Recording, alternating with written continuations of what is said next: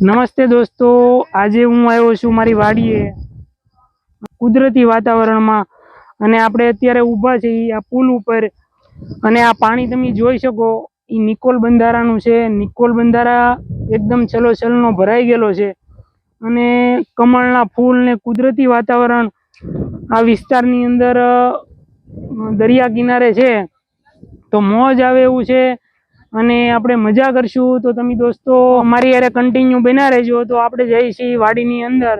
તો આવો, હાલો ડેલો તો પેલા ખોલવો પડશે. આવી જાય, હાલ રાહુલ આવી જાય. દોસ્તો આ છે અમારો માછડો અને માછડે વાડીએ આવી જ્યારે માછડે તો આનંદ કરવાનો હોય થોડી વાર અને આ માછડા ઉપર આપણે હુઈ તો એક બાજુ પાણી અને એક બાજુ બગીચો, કેટલી બધી કુદરતી મજા છે. દાંતડું લઈ લું અને બૂટ પહેરીને એકદમ તૈયાર થઈ ગયો છું અને આપણે જઈએ બગીચામાં. તો દોસ્તો વિડીયોમાં કન્ટિન્યુ બન્યા રહેજો. તો ભૂંગળું આખી નાળિયેરી થઈ ગયું હોય જોયું. ભૂંગળાનો તો એટલો બધો ત્રાસ છે ને, આ જો આખી નાળિયેરી થઈ ગયું. બોલો આ તમે જુઓ તો ખરા, આ ભૂંગળાનો કેટલો ત્રાસ છે બોલો.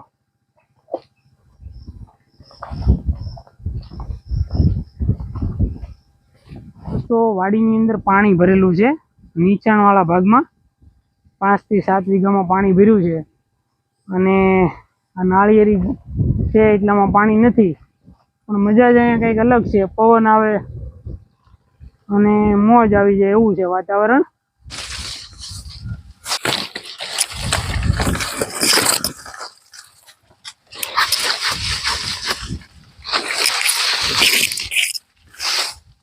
આવું પાકેલું પાંદડું કાપી નાખવું પડે. બગીચો તો જામી ગયેલો છે પણ અહીંયા કંઈ બીજું થતું નથી, કારણ કે બંધારાનું પાણી આ વાડીની અંદર આવી જાય તો આપણે દોસ્તો નાળિયેર પી અને કરીએ મજા.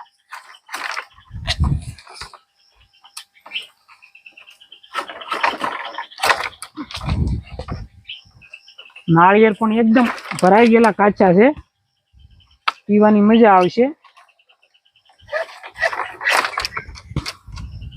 અરે વાહ ભાઈ વાહ,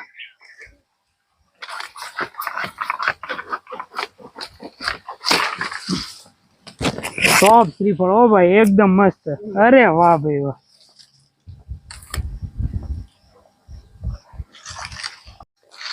હાલો ભાઈ શ્રીફળ પીવા. વાડીએ આવી અને શ્રીફળ નો પી એવું તો ન જ બને. વરસાદના પાણીનું એકદમ મીઠું મધ જેવું આખું ચલો ચલ ભરેલું હોય.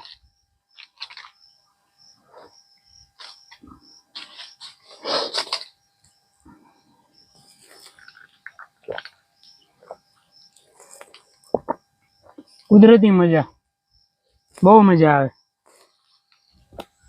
શ્રીફળ પીને હવે આપણે ધીમે ધીમે ઝૂંપડી બાજુ જઈએ.